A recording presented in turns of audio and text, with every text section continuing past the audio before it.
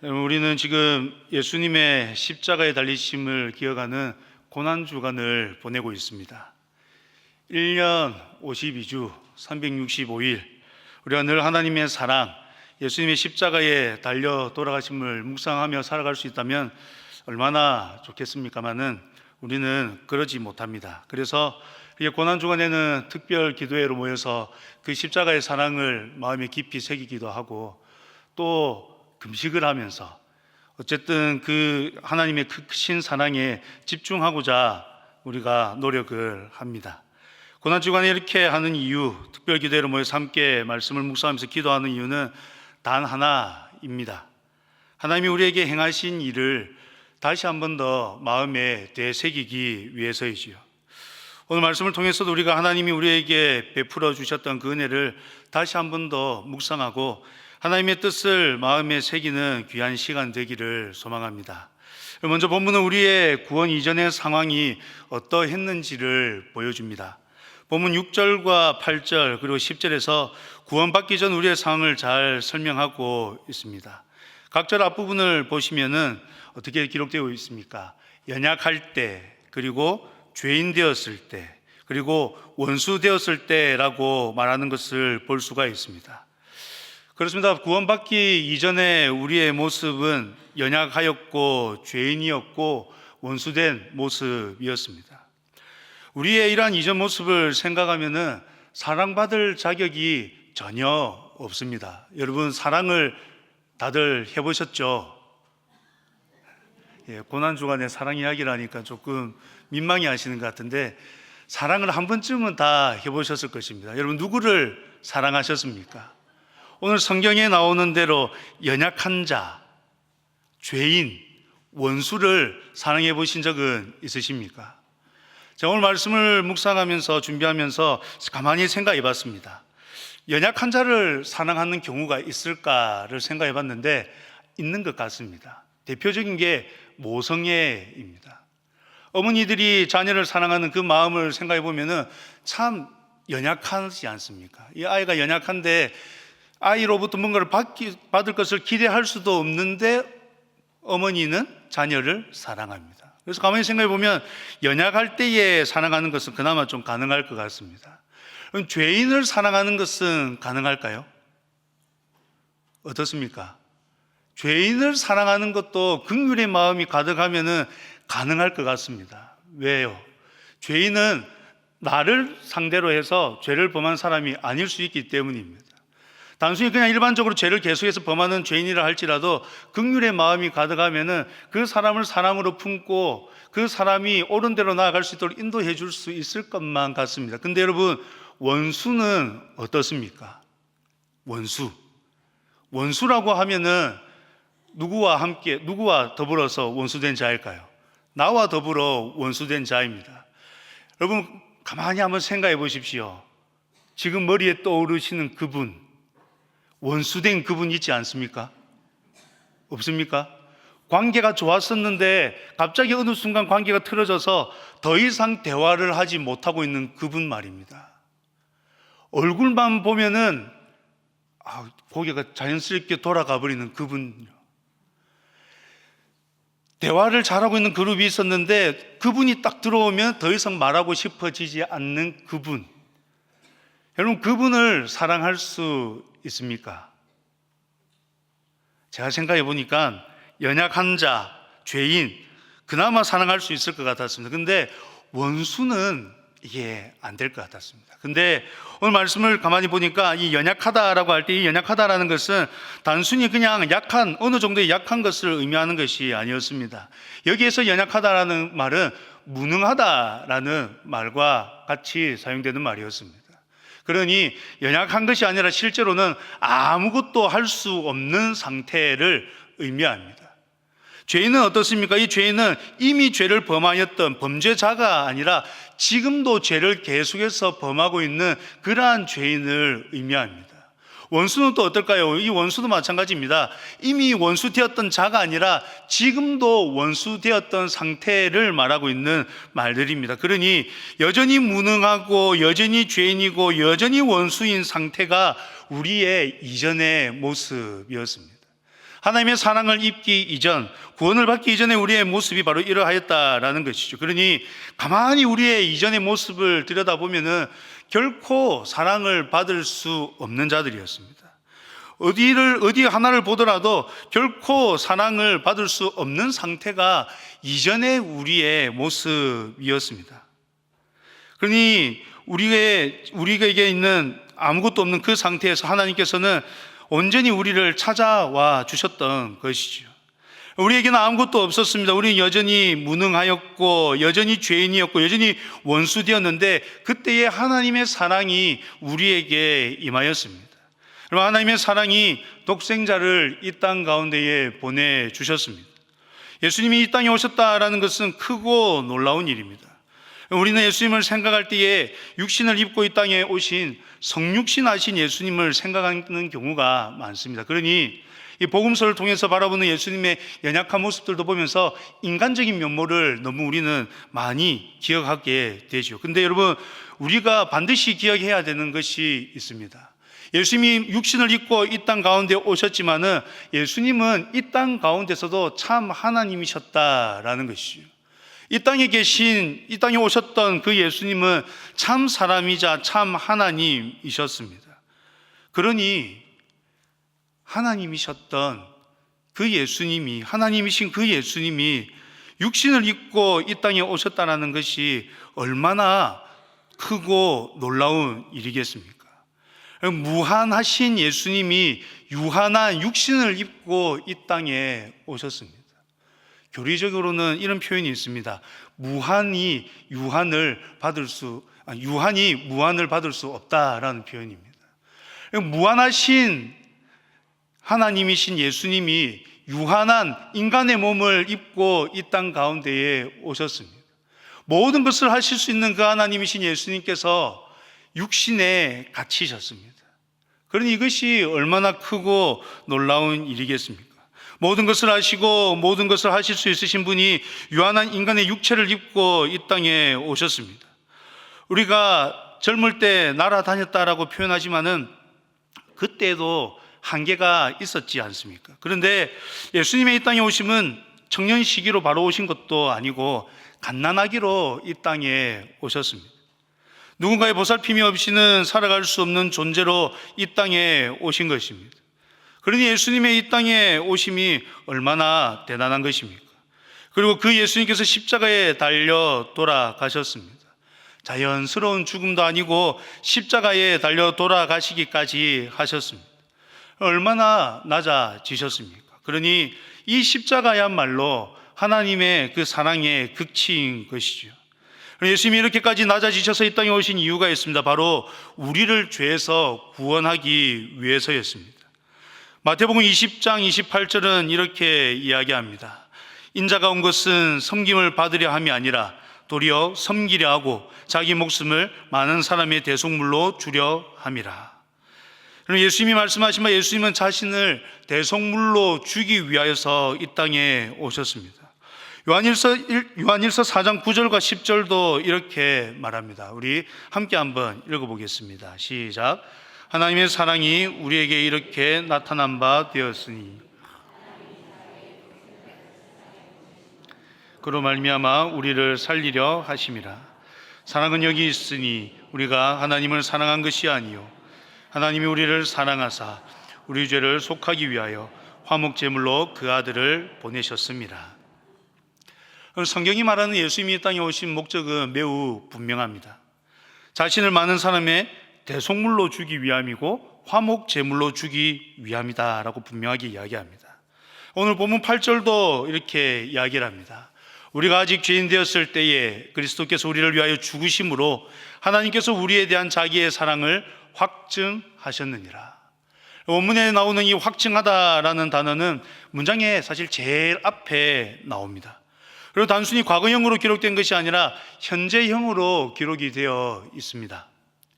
예수님의 죽으심은 과거 한 번으로 끝이 났지만은 그것을 누리는 것, 하나님의 사랑의 확증을 누리는 것은 과거 한 번으로 끝나는 것이 아니라 지속적으로 계속 적용되는 것을 나타내기 위함입니다. 그러니 우리가 알든 모르든 깨닫든 깨닫지 못하든 우리는 끊임없는 하나님의 사랑의 그 확증 속에서 살아가고 있는 것이죠. 그렇습니다. 예수님의 이 땅에 오심, 그리고 이 땅에서의 죽으심은 결국 하나님께서 우리에 대한 자기 사랑을 나타내고자 하심이었습니다. 이 하나님의 사랑은 그 누구도 끊을 수가 없습니다. 로마서 8장에서는 이 하나님의 사랑을 구체적으로 설명합니다. 로마서 8장 35절과 39절에 35절부터 39절의 말씀입니다. 우리 함께 한번 읽어보겠습니다. 시작. 누가 우리를 그리스도의 사랑에서 끊으리요? 환난이나 공고나 박해나 기근이나 적신이나 위험이나 칼이랴. 기록된 바 우리가 종일 주를 위하여 죽임을 당하게 되며 도살당할 양같이 여김을 받았나이다 함과 같으니라. 그러나 이 모든 일에 우리를 사랑하시는 이로 말미암아 우리가 넉넉히 이기느니라. 내가 확신하노니 사망이나 생명이나 천사 권세자들이나 현재일이나 장래일이나 능력이나 높음이나 깊음이나 다른 어떤 피조물이라도 우리를 우리 주 그리스도 예수 안에 하나님의 사랑에서 끊을 수 없으리라. 아멘. 그럼 이것이 하나님께서 우리에게 베풀어 주신 사랑입니다. 하나님이 우리에게 베풀어 주신 사랑은 그 누구도 끊을 수 없는 사랑입니다. 그 무엇도 끊을 수 없는 사랑입니다. 우리는 이러한 하나님의 사랑을 받은 자들입니다. 그렇다면 여러분, 이 사랑은 어떻게 우리에게 나타났을까요? 6절에 이렇게 기록되어 있습니다. 우리가 아직 연약할 때에 기약대로 그리스도께서 경건하지 않은 자를 위하여 죽으셨도다. 기약대로라는 이 말은 하나님의 정해진 때를 의미합니다. 정해진 시간이라는 것은 하나님께서 그리스도를 십자가에 내어 주기로 작정하신 그 때를 가리킵니다. 이 말을 표준 세번역은 하나님이 정하신 대로라고 번역을 하고, 공동 번역에서는 당신의 때가 이르러라고 번역하고, 또 영어 성경에서는 바로 그때라고 번역을 하고 있습니다. 그러나 모든 번역은 하나님께서 그리스도를 십자가에 내어 주시기로 작정하신 그때가 바로 인간이 영적으로 전적으로 무능하여서 스스로는 자신의 구원을 위해 아무것도 할 수 없는 바로 그때였다라는 사실을 강조하는 의미를 지닌다고 볼 수가 있습니다. 그러면 하나님께서는 그러한 때에 우리에게 예수 그리스도를 보내어 주셨습니다.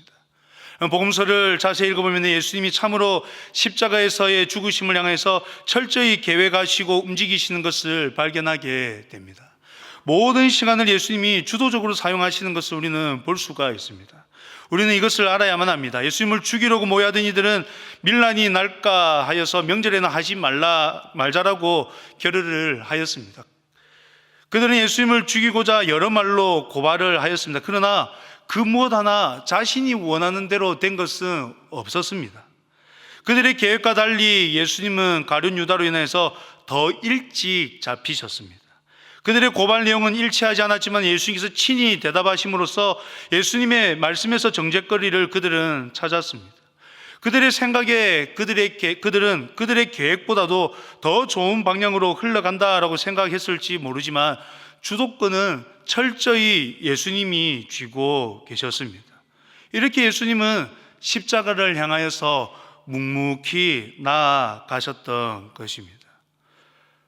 그럼 이러한 예수님의 죽으심은 철저히 죄인을 위한 죽음입니다. 여러분, 요즘 말로 하면 이 가성비라는 말이 있습니다. 물건을 살 때 흔히 사용하는 말인데, 이 가성비라고 하는 것은 가격 대비 성능을 줄여서 하는 말입니다. 가격 대비 성능이 어떤가 살피는 것이 참 중요합니다.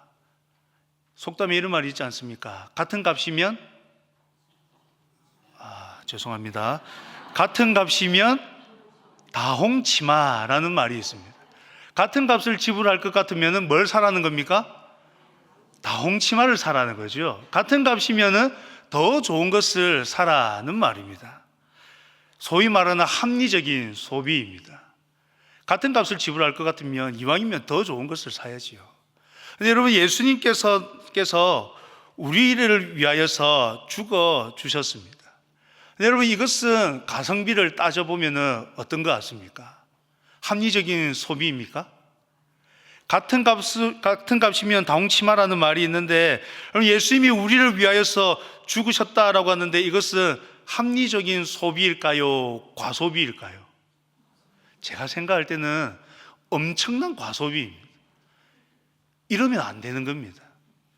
이전에 우리의 상태가 어땠습니까? 우리는 연약했습니다. 무능했었습니다. 이전에 우리의 모습은 죄인이었습니다. 하나님과 원수된 자였습니다. 그런데 지금 하나님께서 우리를 구원하기 위해서 지불한 값이 얼마입니까? 독생자 예수 그리스도이십니다. 여러분, 연약한 자를 위해서 여러분 얼마를 내어놓으실 수 있겠습니까? 요즘은 이렇게 기부 문화가 좀 많이 발전해가지고 기부하시는 분들이 많이 계십니다.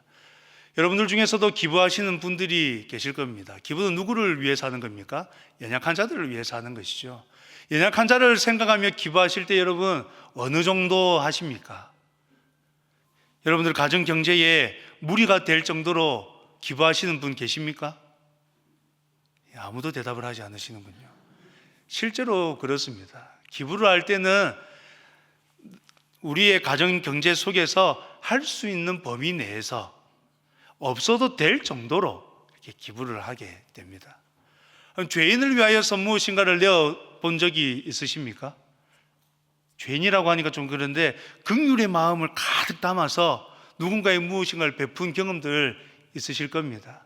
그때는 어떻습니까? 조금 무리되는 범위에서 하는 경우도 있습니다. 근데 아까 처음으로 돌아가서 생각해 보십시오. 원수를 위해서는 어떻습니까? 원수를 위해서는 무엇인가를 내어주신 적이 있으십니까? 없죠라고 누군가 이야기해 주셨습니다. 없습니다. 원수를 위해서는 내어준 것이 없습니다.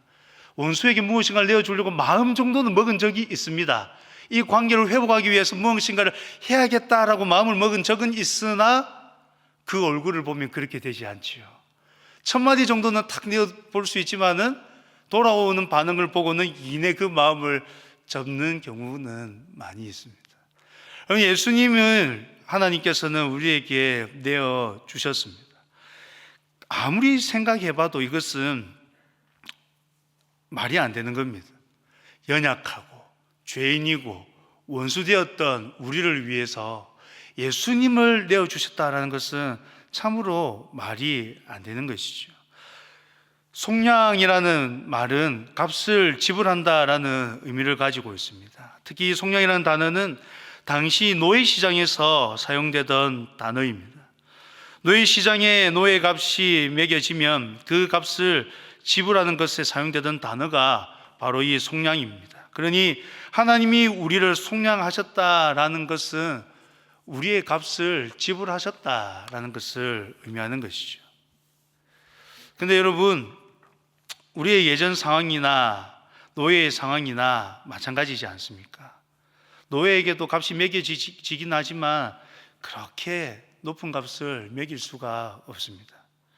가치가 없는 것이나 마찬가지입니다. 그런데 지금 하나님께서는 값을 지불하시는데 우리에게 매겨진 값이 아닌 본인이 책정하신 값을 지불하십니다. 그 값이 바로 예수님입니다. 하나님께서는 우리를 구원하시기 위해서 속량하시기 위하여서 예수님을 값으로 지불하셨습니다. 도무지 합리적이지 않습니다. 누가 보더라도 과소비이고 누가 보더라도 사치고 누가 보더라도 이렇게 해서는 안 되는 일이었습니다. 그럼에도 불구하고 하나님께서는 연약하고 죄인이고 원수되었던 우리를 위하여서 예수님을 십자가에 내어주셨던 것입니다. 하나님께서 예수님을 내어주셨던 이유는 단 하나입니다. 우리를 구원하기 위해서이지요.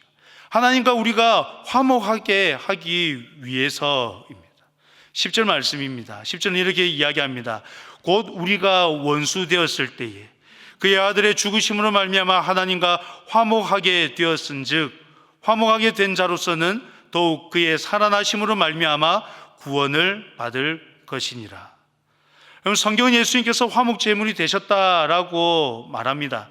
우리 예수님이 화목 제물이 되셨다는 것을 너무 쉽게 수긍하고 넘어갑니다. 근데 여러분, 가만히 생각해 보십시오. 제사를 드릴 때에 제물을 준비하는 쪽이 어느 쪽입니까?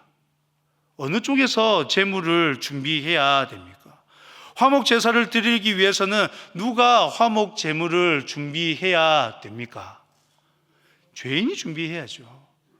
우리가 오히려 값을 준비해야 되는 겁니다. 우리가 제물을 준비해야만 합니다. 근데 하나님께서 화목 제물을 준비해 주셨다라는 것이죠. 우리는 실상 어떻게 해야 할 바도 알지 못하는 자들입니다. 우리는 하나님과 화목해야 된다는 것도 알지 못하던 자들입니다. 근데 하나님께서 우리를 사랑하셔서 친히 화목 제물을 준비하여 주시고 그 제물을 내어 주심으로 말미암아서 하나님과 우리의 관계가 다시금 화목되게 해 주셨던 것입니다. 그러니 여러분, 이것이 얼마나 큰 선물이고 얼마나 큰 은혜입니까? 우리는 기억해야 합니다. 하나님께서는 예수님의 죽으심으로 말미암아 우리를 향하신 자기의 사랑을 확증하셨습니다. 우리는 하나님의 그 은혜에 힘입어 하나님과 화목하게 살아갑니다. 그 십자가의 확증이 한 번으로 끝나는 것이 아니라 끊임없이 우리에게 적용됨으로 인하여서 우리가 비록 다시 연약하고 흔들리고 힘들어한다 할지라도 하나님과의 그 화목의 그 관계는 절대 결코 끊어지지 않는 것입니다. 10절 이하의 말씀을 토대로 살펴본다면 예수 그리스도를 죽이심으로 말미암아 화목하게 하신 그 화목을 우리가 누리며 살아가게 된 것입니다. 11절입니다. 우리 11절의 말씀 함께 읽어보겠습니다. 시작. 그뿐 아니라 이제 우리로 화목하게 하신 우리 주 예수 그리스도로 말미암아 하나님 안에서 또한 즐거워하느니라. 하나님께서는 우리를 하나님과 화목하게 살아갈 수 있도록 불러주셨습니다. 그런 우리가 이제 어떻게 해야 되겠습니까? 이제 우리는 하나님과 화목하게 된 자로서 하나님 안에서 즐거워하며 살아가야 합니다. 이것이 하나님께서 우리에게 원하시는 모습, 우리에게 원하시는 삶의 모습입니다. 우리는 하나님께서 우리에게 베풀어 주신 그 놀라운 은혜, 그 화목하게 하심으로 말미암아서 즐거워해야 합니다. 그럼 그렇게 십자가가 우리에게 가져다 주는 것은 즐거움입니다. 십자가를 묵상하면 우리가 깨닫게 되고 우리가 누리게 되는 것은 즐거움입니다. 왜냐? 이 십자가로 말미암아 하나님과 우리의 관계가 화목하게 되었기 때문입니다. 신앙생활이 힘들고 어려울 때가 있지 않습니까? 그리스도인으로서 이 땅을 살아갈 때에 정말 힘겨울 때들이 있지 않습니까? 그때 우리가 정말로 깊이 묵상하고 생각해야 되는 것은 바로 이 십자가입니다. 이 십자가로 말미암아 하나님께서 우리에게 행하신 그 크고 놀라운 일을 다시 한 번 더 생각해야 됩니다. 이 십자가의 은혜가 우리 가운데 충만해질 때, 풍성해질 때에 하나님께서 우리에게 행하신 그 일을 기억하게 되고 그 일로 말미암아 우리 가운데에 즐거움이 다시금 샘솟아 날 수 있기 때문입니다. 우리의 삶에 많은 문제들이 있습니다. 생각하면 도무지 이해되지 않고 어떻게 해야 할지 모를 일들이 있습니다. 그때에 우리는 이 십자가의 은혜를 기억하고 이 십자가의 은혜를 마음에 깊이 새겨야만 합니다. 예수님의 죽으심은 우리로 하여금 매일의 시간을 하나님과 화목한 자로 살아가게 하셨습니다. 이 말은 즐거워하며 살아갈 수 있도록 해주셨다라는 것입니다. 예수님의 십자가의 죽으심을 생각할 때 우리는 예수님의 죽으심이 우리에게 허락한 것이 무엇인지를 주목해야 합니다. 사랑하는 성도 여러분, 우리 예수님의 죽으심으로 말미암아 주어진 화목을 누리고 있습니까? 그 화목으로 인하여서 즐거워하고 있습니까? 하나님의 화목하게 하심으로 말미암아 즐거움이 회복되기를 간절히 소망합니다.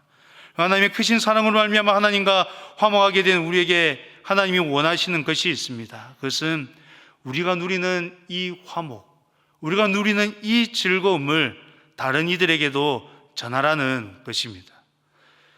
고린도후서 5장 17절 말씀을 우리는 너무나도 잘 압니다. 자막으로 있는데요.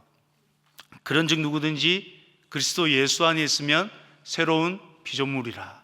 이전 것은 지나갔으니 보라 새 것이 되었도다 라는 말씀입니다. 우리 이 말씀을 읽고 묵상하면서 그래 우리는 그리스도 안에서 이제 새로운 피조물이 되었어 라고 깨닫습니다. 이전 것은 지나가고 이제 우리가 새 것이 되었다라고 생각을 합니다. 맞습니다. 그리스도 안에 있으면 새로운 피조물입니다. 이전 것은 지나가고 새 것이 되었습니다. 근데 여러분, 그 이후의 말씀을 혹시 아십니까? 고린도후서 5장 17절은 이렇게 이야기하는데 18절에서부터 20절의 말씀은 이렇게 이야기합니다. 우리 함께 읽어보겠습니다. 시작. 모든 것이 하나님께로 났나니 저가 그리스도로 말미암아 우리를 자기와 화목하게 하시고 또 우리에게 화목하게 하는 직책을 주셨으니 이는 하나님께서 그리스도 안에 계시사 세상을 자기와 화목하게 하시며 저희의 죄를 저희에게 돌리지 아니하시고 화목하게 하는 말씀을 우리에게 부탁하셨느니라. 이러므로 우리가 그리스도를 대신하여 사신이 되어 하나님이 우리로 너희를 권면하시는 것 같이 그리스도를 대신하여 간구하노니 너희는 하나님과 화목하라. 그럼 고린도후서 5장 17절의 말씀이 새로운 피조물이 되었다라고 이야기한 이후에 18절에서부터 20절의 말씀은 이렇게 이야기를 하고 있었습니다. 18절에서부터 20절의 말씀 가운데 계속해서 반복되는 단어가 하나 있었는데 무엇인지 보셨습니까? 예, 화목입니다. 화목. 새로운 피조물이 된 우리가 하나님과 화목하게 되었다라고 이야기를 하면서 이 18절에서부터 20절의 말씀 속에서는 우리가 화목해 하는 직책을 받았다라고 이야기를 하고 사신이 되어서 하나님과 화목하라라고 전하는 자가 되어야 된다라고 이야기하고 있습니다. 우리는 하나님의 그 놀라우신 사랑으로 말미암아서 하나님과 화목한 자가 되었습니다. 하나님과 화목하게 된 자에게 주어진 직책이 있습니다. 그것이 무엇이냐? 화목하게 하는 직책입니다. 우리 이 땅을 살아가는 동안 그리스도를 대신하여서 사신이 되어서 하나님이 우리로 하여금 우리에게 권면하셨던 것처럼 그리스도를 대신하여서 너희는 하나님과 화목하라라고 간구하는 자, 전하는 자가 되어야만 합니다. 우리는 고난주간을 통해서 하나님이 우리에게 행하신 크고 놀라운 일을 마음에 새기고 있습니다. 하나님께서는 정말로 우리가 연약할 때에, 무능한 그때에, 죄인 되었을 때에, 원수 되었을 때에, 우리가 어떻게 해야 할 바를 알지 못하는 그때에 예수 그리스도를 이 땅 가운데 보내주심으로 말미암아서 십자가를 통해서 하나님의 그 사랑을 확증해 주셨습니다. 그로 말미암아 우리가 하나님과 화목을 누리게 해 주셨습니다. 그러하게 우리는 하나님께서 행하신 그 놀라운 일들로 말미암아서 힘들고 어려운 이 세상 가운데서도 즐거워하며 살아갈 수 있게 되었습니다. 이제 우리는 이 십자가를 통해서 이 즐거움을 회복해야 됩니다. 그리고 나아가서는 이 세상 가운데에 하나님께서 행하신 그 놀라운 사랑을 널리 전하는 자가 되어야만 됩니다. 하나님께서 우리에게 허락하여 주신 그 화목을 누림과 동시에 이제는 우리가 화목하게 하는 직책을 받은 자로서 사신이 되어서 그리스도를 대신하여 너희는 하나님과 화목하라 라고 말하는 자가 되어야 되는 것입니다. 여러분, 우리는 지금 이 고난주간 이 시간을 통하여 하나님의 그 사랑을 마음에 새깁니다. 마음에 새길 때에 우리는 우리에게 하나님께서 어떤 명령을 주셨는가도 함께 살펴야만 됩니다. 하나님께서는 우리에게 나가서 전하라고 하셨습니다. 너희가 화목을 누렸으니 이제 너희가 나가서 그 화목을 전하라고 말씀하셨습니다. 고난주간 우리는 예수님의 사랑, 십자가의 은혜를 마음에 깊이 새깁니다. 그리고 난 이후에 우리는 이제 밖으로 나가야 됩니다. 특별 기도회를 통해서 하나님께서 우리에게 베풀어 주신 그 은혜를 다 마음에 더욱더 간직했다면, 마음에 새겼다면 이제는 나가야 됩니다. 나가서 무엇 해야 됩니까? 전해야 됩니다. 아직까지 하나님과의 그 화목을 누리지 못하는 이들에게 하나님으로 말미암는 그 화목, 하나님으로 말미암는 그 즐거움을 전해야 되는 것입니다. 바라기는 우리 울산교회 성도님들이 먼저 하나님께서 베풀어 주신 이 은혜를 마음에 깊이 새길 수 있기를 간절히 소망합니다. 하나님께서 허락해 주신 그 화목으로 말미암는 즐거움이 풍성해지기를 간절히 소망합니다. 그리고 나아가서는 그 화목을 널리 전하는 삶을 살아가기를 간절히 소망합니다. 하나님께서 우리에게 주신 그 사랑으로 말미암는 화목을 누리고 화목하게 하는 그 지책을 잘 감당하며 나아가시는 저와 여러분들이 되기를 간절히 소망합니다.